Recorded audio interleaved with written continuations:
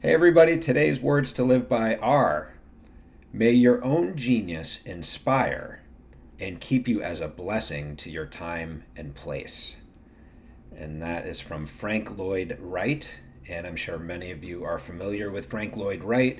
Even if you don't know that you are, you've probably been in one or a couple of his buildings before, but his designs changed architecture forever.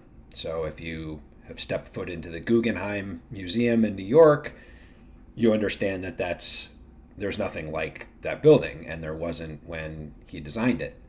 And any number of places, especially in Arizona or across the Midwest, they are completely his vision and his vision alone. And that's why he was so important. It's because he didn't follow trends necessarily. He trusted his own vision completely. And I think that's the reminder for us today. It's that your unique perspective is one of the greatest contributions you can make to the world.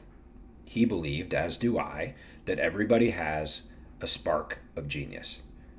The difficulty lies in having the courage to actually live it out.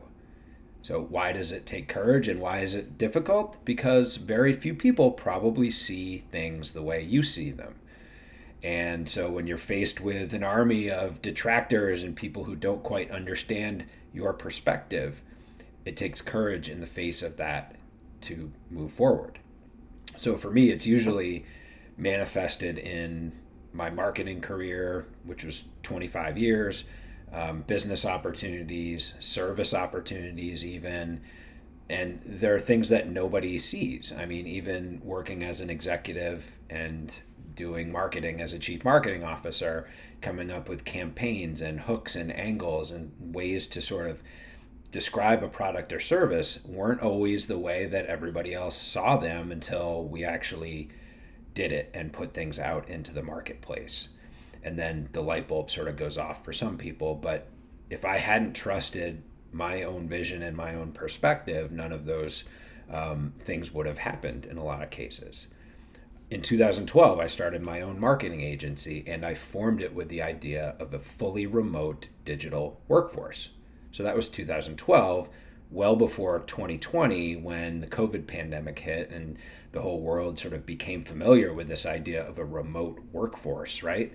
But in 2012, it absolutely could work. It's just people couldn't quite see it yet. And so my idea was to take the best people I could find for any number of positions that I needed filled, and I didn't care where they lived. And so people were like, Mike, how do you run a company when you have people in different countries or different time zones in the US? And I just how are you going to do it? And I'm like, I know it. I absolutely know that it'll work. And it did. So even with this project, with this video series, I purposely did not share that I was doing this with anybody. Now it's well, too late. Everybody knows.